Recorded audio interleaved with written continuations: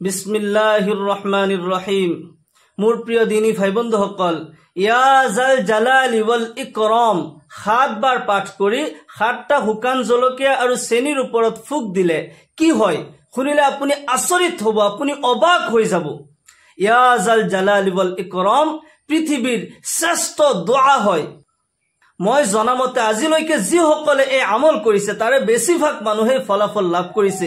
সম্পূৰ্ণ আল্লাহৰ ওপৰত বিশ্বাস ৰাখি এই আমল আপুনি কৰক, বহুত কেইটা উপকাৰ আপুনি পাব। তাৰে ভিতৰত সৰ্বপ্ৰথম 1 নম্বৰ উপকাৰ হৈছে, যদি আপোনাৰ কোনো দুশ্মন আছে, এনেকুৱা দুশ্মন যি নেকি আপোনাৰ জানৰ দুশ্মন হয়, আপোনাৰ মালৰ দুশ্মন হয়, আপোনাক ক্ষতি কৰিব বিচাৰে, আজিলৈকে আপোনাক ক্ষতি কৰিয়ে আছে, আপোনাৰ উন্নতি দেখিব নোৱাৰে, আপোনাৰ শান্তি দেখিব নোৱাৰে, চাৰিওফালে আপোনাক ক্ষতি কৰিব বিচাৰে, হিংসা কৰে, আপুনি সেই দুশ্মনৰ উদ্দেশ্য কৰি এই আমল আপুনি কৰিব পাৰে। আপোনাৰ দুশ্মন ধূলিসাৎ হৈ যাব। জীৱনত কেতিয়াও আপোনাৰ দুশ্মন আপোনাৰ আগত থিয় দিব নোৱাৰিব। দুশ্মনী কৰাটো দূৰৰ কথা, আপোনাৰ লগত চকু উঠাই কথা ক'ব নোৱাৰে, আল্লাহ ৰাব্বুল আলামিন তাক দমন কৰি দিব। 2 নম্বৰ উপকাৰ হৈছে, আপোনাৰ ঘৰত যদি অশান্তি হৈ আছে, ঘৰত বহুত ফেমিলি এনেকুৱা আছে, ঘৰত কাৰো লগত কোনো মিল মোহাব্বত নাই, কাজিয়া ফাসাদ হৈ থাকে, কাৰো কথা কাৰো লগত নিমিলে, ঘৰত যদি অশান্তি হৈ থাকে, ঘৰৰ শান্তিৰ কাৰণে আপুনি এই আমল কৰিব পাৰিব। কি নিয়মত আমল কৰিব লাগিব মই কৈ দি আছো। 3 নম্বৰ উপকাৰ হৈছে, যদি আপুনি কাৰোবাক ভাল পায়, মোহাব্বত কৰে, তেওঁৰ মোহাব্বত হাসিল কৰিব বিচাৰিছে, তেওঁ আপোনাক ভাল নাপায়, স্বামীয়ে স্ত্ৰীৰ কাৰণে এই আমল কৰিব পাৰে, স্ত্ৰীয়ে স্বামীৰ ভাল পোৱা মোহাব্বত হাসিল কৰাৰ কাৰণে এই আমল কৰিব পাৰে। বহুত ফেমিলি এনেকুৱা আছে যে স্বামী স্ত্ৰীৰ মাজত মিল মোহাব্বত নাই, স্বামীয়ে স্ত্ৰীক ভাল নাপায়, স্ত্ৰীক সময় দিব নোৱাৰে, তেওঁ বাহিৰত সময় কটায় কিন্তু স্ত্ৰীক সময় দিব নোৱাৰে। আপোনাৰ স্বামীক বাধ্য কৰাৰ কাৰণে, স্বামীৰ মোহাব্বত হাসিল কৰাৰ কাৰণে স্ত্ৰীয়ে এই আমল কৰিব পাৰিব। বহুত স্ত্ৰী এনেকুৱা আছে যে স্বামীক সময় নিদিয়ে, তেওঁ অন্য পুৰুষৰ লগত কথা পাতে, তেওঁলোকক সময় দিয়ে কিন্তু নিজৰ স্বামীক সময় দিব নোৱাৰে, যাৰ কাৰণে এই সংসাৰ বিচ্ছেদ হৈ যায়, সংসাৰ জুই লাগি যায়, সংসাৰ ধ্বংস হৈ যায়। আপোনাৰ স্ত্ৰীক বাধ্য কৰাৰ কাৰণে, আপুনি জায়েজ মোহাব্বত হাসিল কৰাৰ কাৰণে আপুনি এই আমল কৰক। আল্লাহ ৰাব্বুল আলামিন এই আমলৰ বৰকতত আপোনাৰ স্বামী স্ত্ৰীৰ মাজত গভীৰ ভাল পোৱা আৰু মোহাব্বত সৃষ্টি কৰি দিব। 4 নম্বৰ উপকাৰ হৈছে, বহুত যুৱক যুৱতীৰ বিবাহ নহয়, বয়স হৈ যায় কিন্তু বিবাহ নহয়, হয়তো ল'ৰাৰ চাকৰি নোহোৱাৰ কাৰণে, টকা পইচা নাই কাৰণে বিবাহ নহয়। বহুত ছোৱালী আছে দেখাতো ধুনীয়া ভাল লগা, কিন্তু বিবাহৰ ঘৰ আহে কিন্তু ভাঙি যায়। এনেকুৱা বহুত যুৱক যুৱতী আছে যে তেওঁলোকৰ বয়স পাৰ হৈ গৈ আছে কিন্তু তেওঁলোকৰ বিবাহ নহয়। যাতে সোনকালে বিবাহ হৈ যায়, এই আমলখিনি যদি আপুনি কৰে, সঠিক নিয়মত যদি এই আমল কৰিব পাৰে, অতি দ্ৰুত আপোনাৰ ৰিশ্তা আহিব, অতি দ্ৰুত আপোনাৰ বিবাহ হৈ যাব ইনশাআল্লাহ।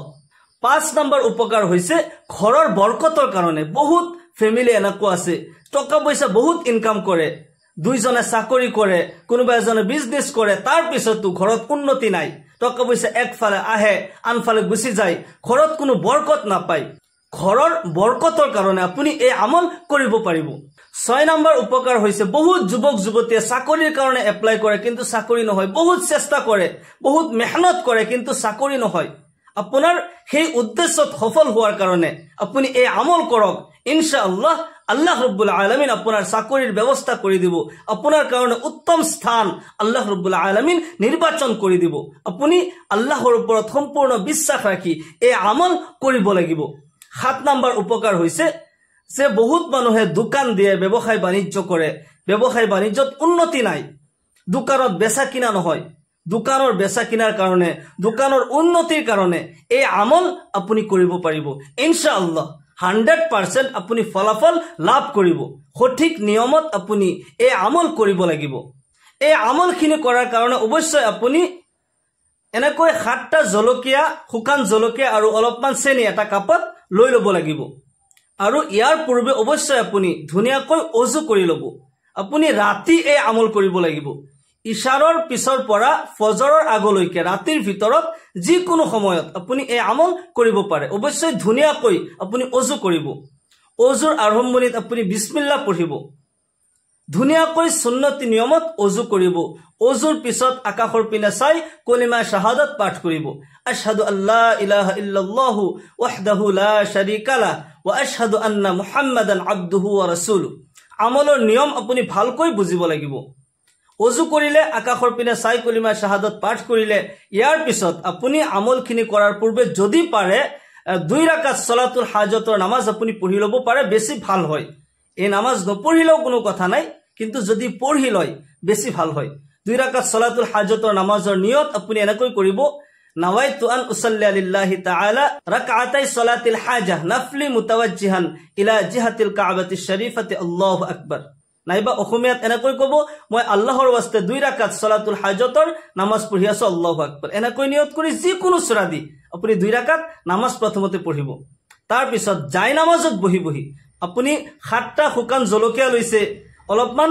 চেনি লৈ লৈছে এইখিনি আপোনাৰ আগত ৰাখিব আগত ৰাখি প্ৰথমতে 7 বাৰ দুরূদ শরীফ পঢ়িব আল্লাহুম্মা সাল্লি আলা মুহাম্মাদ ওয়া আলা আলি মুহাম্মাদ কামা সাল্লাইতা আলা ইব্রাহিম ওয়া আলা আলি ইব্রাহিম ইন্নাকা হামিদুম মাজিদ আল্লাহুম্মা বারিক আলা মুহাম্মাদ ওয়া আলা আলি মুহাম্মাদ কামা বারাকতা আলা ইব্রাহিম ওয়া আলা আলি ইব্রাহিম ইন্নাকা হামিদুম মাজিদ যদি এই দুরূদ শরীফ না জানে তেন্তে খুরাটা দুরূদ শরীফ সাল্লাল্লাহু আলাইহি ওয়াসাল্লাম সাল্লাল্লাহু আলাইহি ওয়াসাল্লাম সাল্লাল্লাহু আলাইহি ওয়াসাল্লাম 7 বার পঢ়িব তাৰ পিছত 7 বাৰ ইস্তিগফাৰ পঢ়িব আস্তাগফিরুল্লাহ রাব্বি মিন কুল্লি যামবি ওয়া আতুবু ইলাইহি আস্তাগফিরুল্লাহ রাব্বি মিন কুল্লি যামবি ওয়া আতুবু ইলাইহি যদি না জানে আস্তাগফিরুল্লাহ ওয়া আতুবু ইলাইহি আস্তাগফিরুল্লাহ ওয়া আতুবু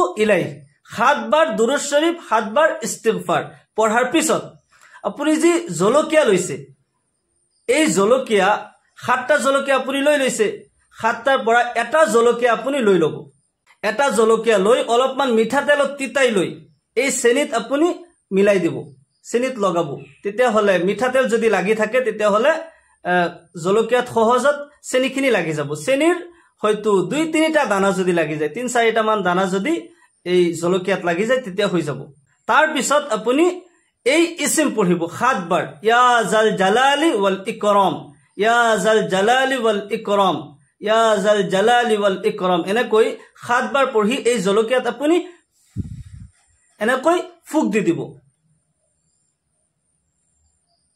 এতিয়া চাওক যদি দুশ্মনৰ কাৰণে এই আমল কৰিছে নিয়মটো ভালকৈ চাব দুশ্মন দমন কৰাৰ কাৰণে যদি এই আমল কৰিছে ইশাৰৰ নামাজৰ পিছৰ পৰা ফজৰলৈকে যি কোনো সময়ত আপুনি সময় পাইছে এনেকৈ 7টা জলকীয়া আপুনি লৈ লৈছে আৰু অলপমান মিঠা তেল লগাই চেনিত অলপমান লগাই দিছে 4-5টা মান দানা লাগিলেও হল তাৰ পিছত এই প্ৰথমতে 7 বাৰ দুৰূদ শৰীফ তাৰ পিছত 7 বাৰ ইস্তিগফাৰ পঢ়াৰ পিছত 7 বাৰ ইয়া জাল জালালি ওয়াল ইকৰাম পঢ়ি জলকীয়াত আপুনি ফুক দিছে তাৰ পিছত এই জলকীয়া আপুনি মমত অলপমান জুই লগাই আপুনি এই জলকীয়া জ্বলাই দিব এনেকৈ যদি দুশ্মনৰ উদ্দেশ্য কৰি আমলটি কৰিছে তেতিয়া হলে 7 দিন 7টা জলকীয়া আপুনি এনেকৈ জ্বলাব লাগিব একদিন 7টা নহয় এদিন এটা 7 দিনত 7টা আৰু মনত ৰাখিব উদ্দেশ্য কিন্তু যেটো উদ্দেশ্য লব এই উদ্দেশ্যই কিন্তু 7 দিনলৈকে এটা উদ্দেশ্যত আপুনি কাম কৰিব লাগিব যেটো উদ্দেশ্য প্ৰথমতে ধৰি লওক আপুনি দুশ্মন দমন কৰাৰ কাৰণে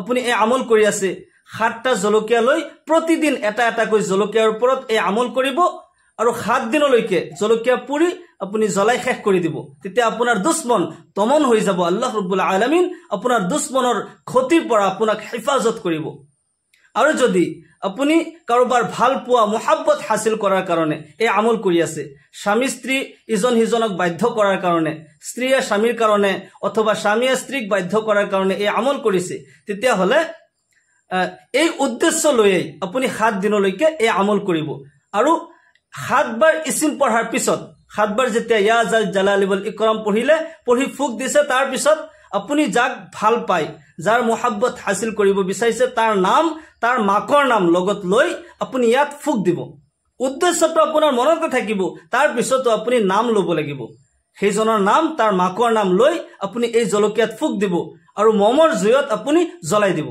আৰু যদি আপোনাৰ ব্যৱসায় বাণিজ্যত উন্নতিৰ কাৰণে দোকানৰ বেচা কিনাৰ কাৰণে এই আমল কৰিছে এই উদ্দেশ্য লৈয়ে 7 দিনলৈকে আপুনি জলকীয়াত এই আমল কৰি আপুনি মমৰ জুইত আপুনি পুৰিব লাগিব, জ্বলাব লাগিব। বা কোনো ল'ৰা ছোৱালীৰ যুৱক যুৱতীসকলৰ বিবাহ হোৱা নাই, এটা উদ্দেশ্যত 7 দিনলৈকে এটা উদ্দেশ্যত এই কাম কৰিব আৰু সম্পূৰ্ণ আল্লাহ তাআলাৰ ওপৰত বিশ্বাস ৰাখি মই উদ্দেশ্যত সফল হমেই, আল্লাহ তাআলা কবুল কৰিবই।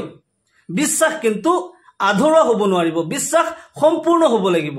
ইন্নামাল আমালু বিন্নিয়াত, সহিহুল বুখাৰীৰ প্ৰথম হাদিস হয়। সকলো আমলৰ দাৰুমাদাৰ তাৰ নিয়তৰ ওপৰত নিৰ্ভৰ কৰে।